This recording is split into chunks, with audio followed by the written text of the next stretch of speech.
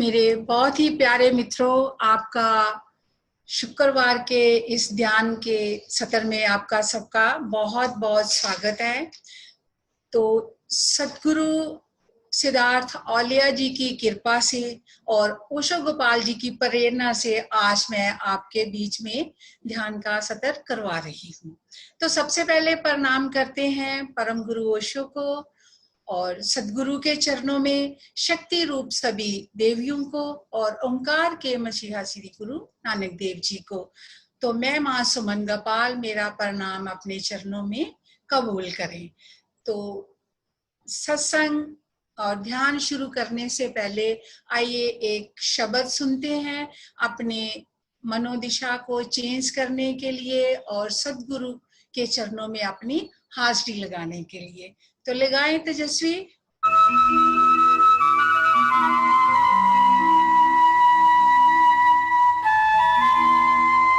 सभी सुखपूर्वक बैठ जाएं, आंखें बंद रखें, दोनों हाथ जोड़कर अपने हृदय पर रखें और साथ साथ गाएंगे। आपका मन हो ताली बजाने का, साथ साथ ताली बजाएंगे और अपनी मनोदिशा को जो है वो उसके चरणों में लगाएंगे।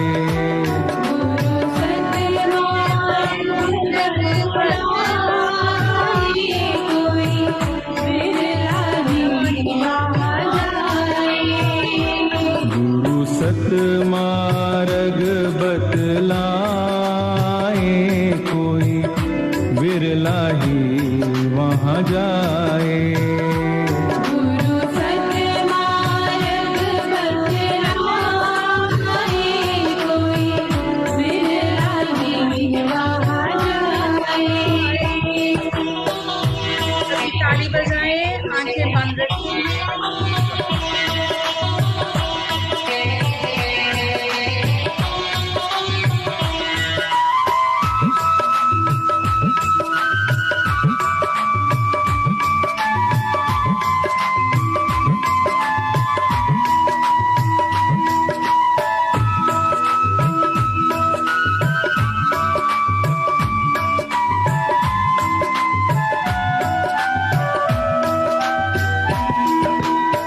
सब अंधकार को दूर भगाने सर्वस्व छोड़ शरण जो आवे। सब अंधकार को दूर भगावे सर्वस्व छोड़ शरण जो आवे। गुरु परमेश्वर से मिलाए कोई बिरला ही वहाँ जाए। गुरु परमेश्वर से मिलाए कोई बिरला ही वहाँ जाए। गुरु सत मार्ग बतलाए कोई बिरला ही वहाँ जाए। गुरु सत मार्ग बतलाए कोई बिरला ही वहाँ जाए।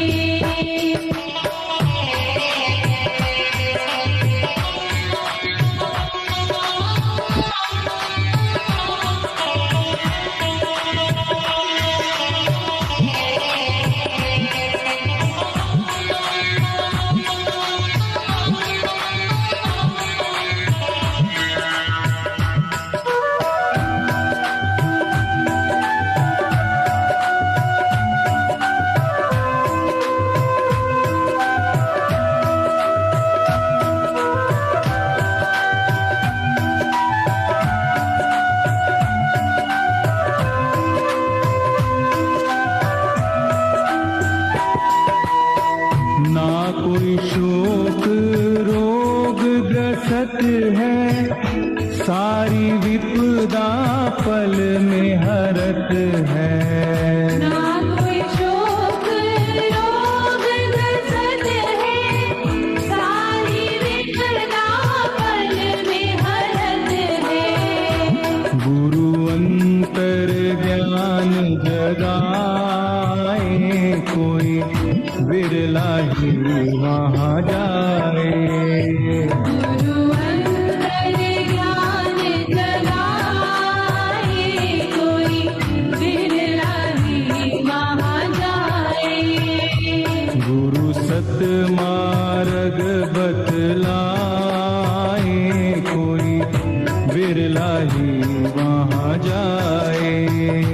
गुरु सन्मार्ग बतलाए, कोई बिरला ही वहाँ जाए।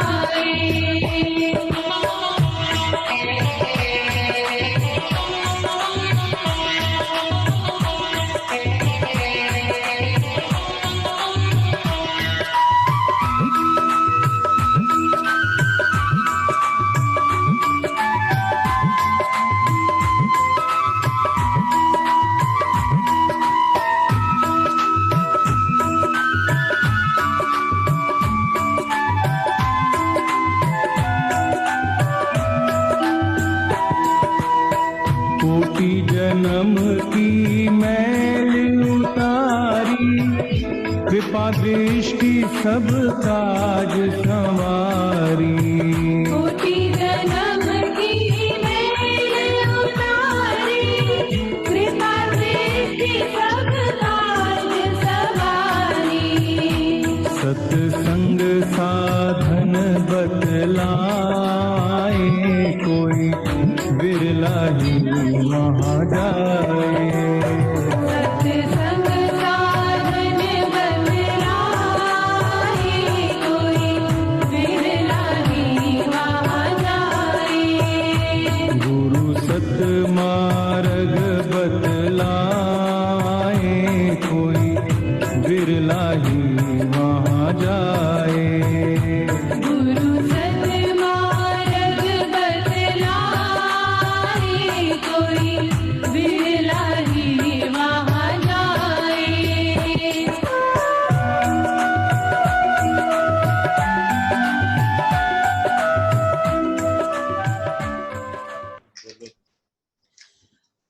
बहुत बहुत प्रेम।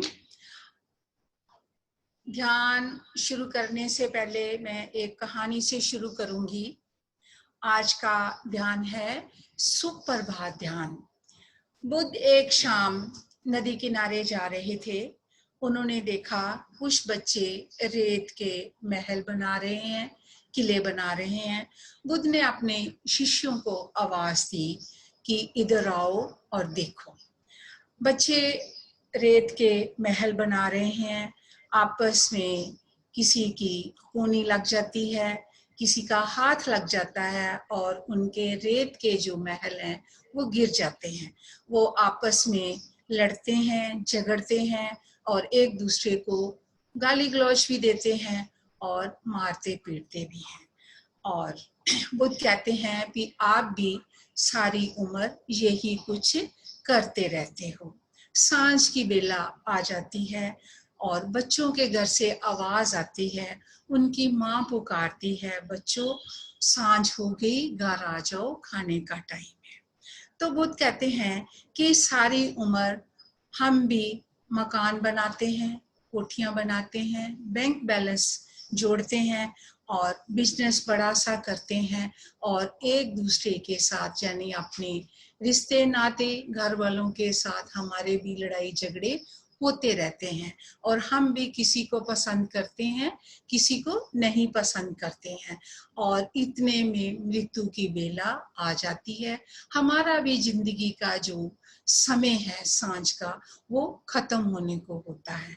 तो इससे पहले है कि हम जाग जाएं, हमें होश आ जाए और हमें समझ आ जाए कि हमने अपनी जिंदगी में क्या करना है। कुछ बातें हैं जिनको हम समझते हैं, जैसे हमारी 5 इंद्रियां हैं। कौन कौन सी हैं? हमारे कान है, नाक है, जीवा है और आंख है और चमड़ी है यानी स्किन है। और 5 ही हमारे रस हैं, जैसे कान से सुनना, आंख से देखना, नाक से सुगंध का और जीवा से स्वाद का और चमड़ी से स्पर्श का। तो 5 ही हमारे विकार हैं। कामना है हमारी, क्रोध है, लोभ है, मोह है, ईर्ष्या है और साथ में द्वेष है। अगर हमारी कामना पूरी नहीं होती है तो हम क्रोध में चले जाते हैं।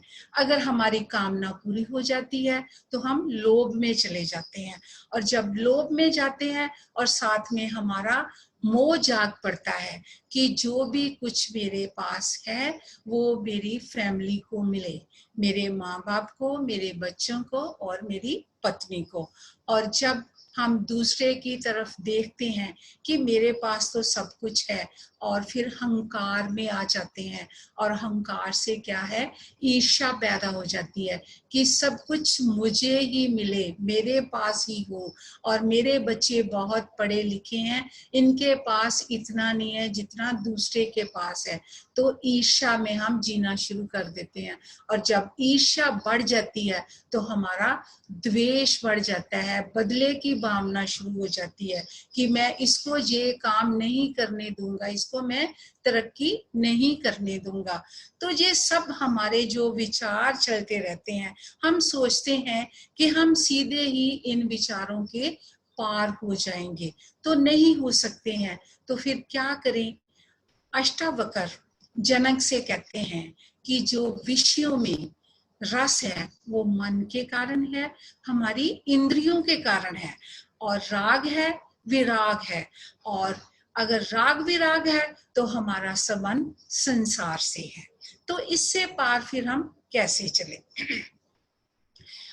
मन से दुख है, सुख है, हमारा आदर है, नरादर है, हमारी मृत्यु है, हमारा जीवन है, और हम द्वंद्व में जीते हैं। तो इसको पार कैसे करें?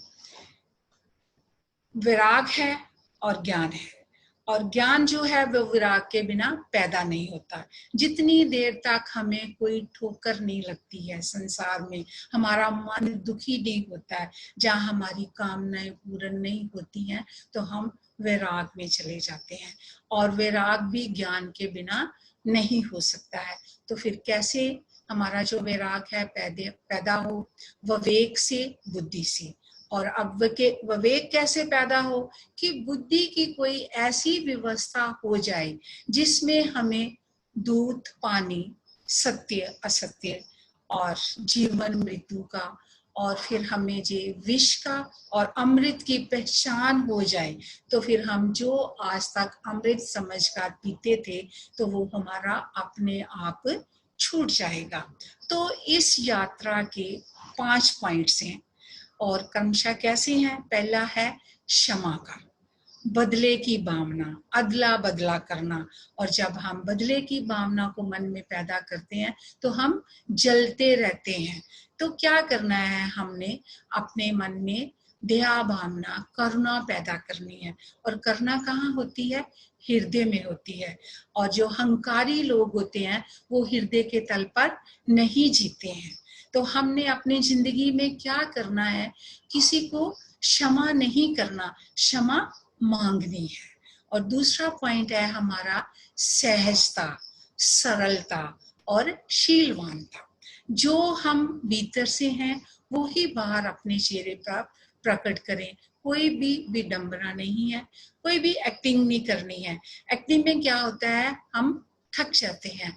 और सहजता में, सरलता में क्या होता है? हमारी ऊर्जा की चार्जिंग होती है। और तीसरा है हमारा दया का। तो दया हमारे जैसे जैसे हमारे मन के भाव बढ़ते जाते हैं, अच्छे होते जाते हैं, हम पॉजिटिव होते जाते हैं, तो हमारे जीवन में जो हमारा दया का भाव है वो भी बढ़ता जाता है। दया हमेशा हम अपनों पर करते हैं और करना सब पर करते हैं। दया में क्या होता है? हम एहसास करवाते हैं अपनों को। कभी वो किसी मुसीबत में होते हैं तो हम उनकी मदद तो जरूर करते हैं, लेकिन एहसास करवा के कि मैं ही हूँ जो आपकी मदद कर रहा हूँ, आपका हूं ना। तो जो दया है सब पर करें, और करना भी सब कर करें, जैसे पक्षी हैं, जानवर हैं, पशु हैं और मनुष्य हैं। अगला पॉइंट है हमारा संतोष का। और जो भी हमें मिला है उसमें हम जो मिला है वो व्यापक है, हमें स्वीकार है। और संतोषी जो है उसकी जो भी कामनाएं हैं संतोष में पूरी हो जाती हैं। कैसे पूरी होती हैं? जैसे समुद्र में नदियां आके मिलती हैं। और पांचवा हमारा लास्ट पॉइंट है कि सत्य, सच बोले और अपनी जिंदगी में अपने आचरण में 90% हम सत्य को लाएं और 10% हम असत्य को, जो सत्य से भी बढ़कर है। कैसे है कि जैसे एक कसाई गां के मगर लगा हुआ है और वो किसी को पूछता है कि आपने गां को देखा किधर गई है, तो वो उलट रास्ता बता देता है कि गां दूसरी तरफ गई है। तो असत्य बोलकर, झूठ बोलकर उसने गाय की जान बचा ली। जब ये सारी होश समझ और वर्तमान में जीना आ गया तो इसी का नाम ही ध्यान है। तो आज का ध्यान है सुप्रभात ध्यान। सुप्रभात यानी गुड मॉर्निंग मेडिटेशन। अगर हमारी सुबह, हमारी मॉर्निंग गुड होगी तो सारा दिन ही हमारा बड़ा अच्छे से निकलेगा। तो ये जो ध्यान है दो बातों के सुमेल से बना है, एक है प्राणायाम और एक है मुद्रा। तो दोनों को मिलकर हम आज इस ध्यान को करेंगे। तो पहला है हमारा जो प्राणायाम है, ये दो बातों से है। एक है प्राण जमा आयाम, यानी अपने प्राणों को, अपनी जिंदगी को एक दिशा देनी। तो इसके 3 क्रम हैं। पहला है हमारा पूरन। पूरन में हम क्या करते हैं? सांस लेते हैं। दूसरा है कुंभक।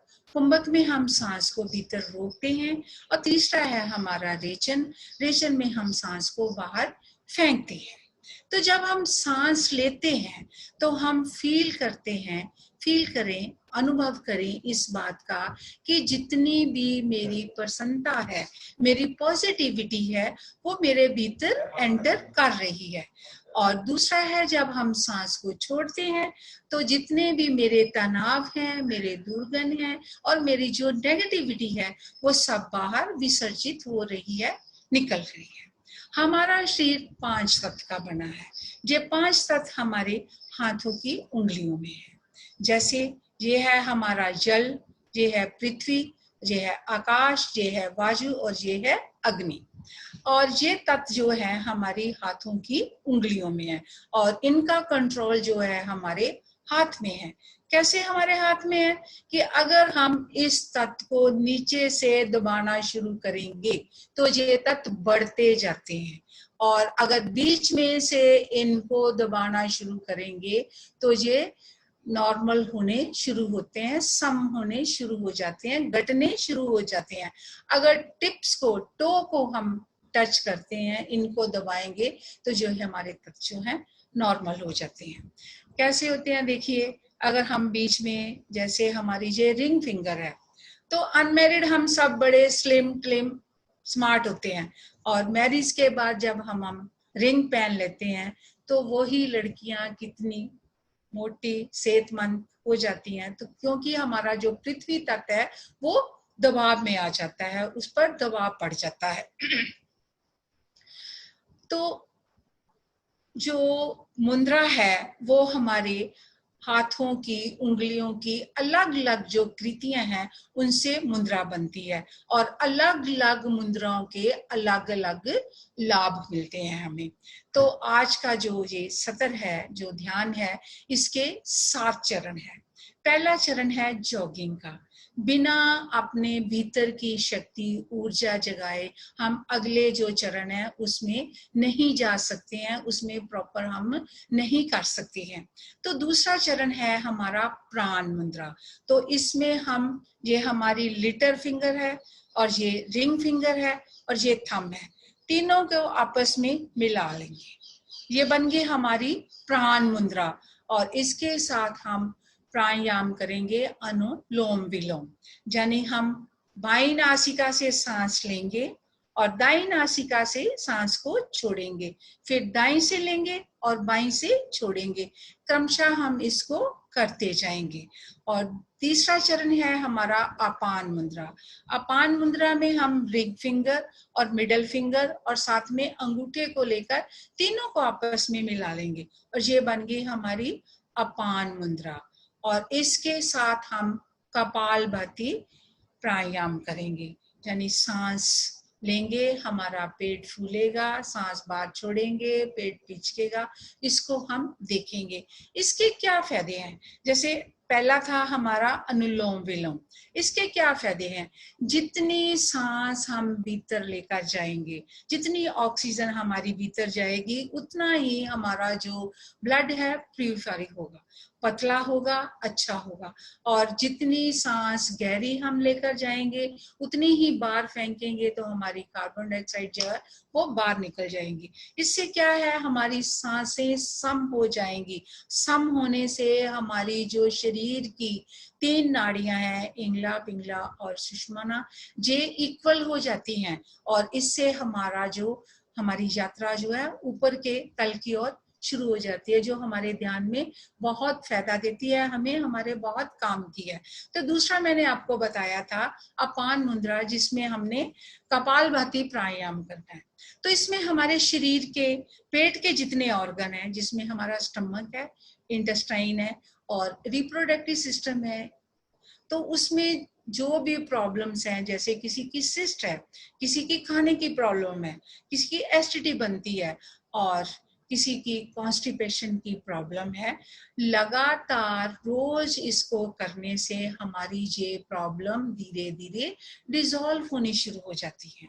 और चौथा है हमारा व्यान मुद्रा। व्यान मुद्रा में हम मिडल फिंगर और ये फर्स्ट इंडेक्स वाली और ये थंब, तीनों को आपस में मिला के हम व्यान मुद्रा बनाएंगे और इसके साथ उज्जाई प्राणायाम करेंगे। सांस लेते हुए भीतर गले को सिकोड़ेंगे और फिर उससे क्या है, हमारे गले की जितनी प्रॉब्लम्स हैं, हमारे थायराइड है, हमारी वॉइस है और हमारे गले की जो भी प्रॉब्लम है, इससे ठीक होनी शुरू हो जाती है। पांचवा है हमारा ज्ञान मुद्रा। ज्ञान मुद्रा में हम ये हमारे इंडेक्स फिंगर और ये थंब दोनों को आपस में मिला लेंगे और साथ में हम ब्राह्मणी प्राणायाम करेंगे, यानी सांस छोड़ते हुए हम भंवरे जैसी गुंजार करेंगे। इससे क्या है, हमारा माइंड शांत होगा, विचार रुक जाएंगे और हमारा ध्यान जो है वो घटित होगा। और अगला है हमारा साक्षीकरण, फिर है आत्म स्मरण। तो आओ हम ध्यान शुरू करते हैं। सभी सुखपूर्वक बैठ जाएं और दोनों हाथ जो है आंखें बंद रखेंगे और आओ ध्यान में प्रवेश करते हैं।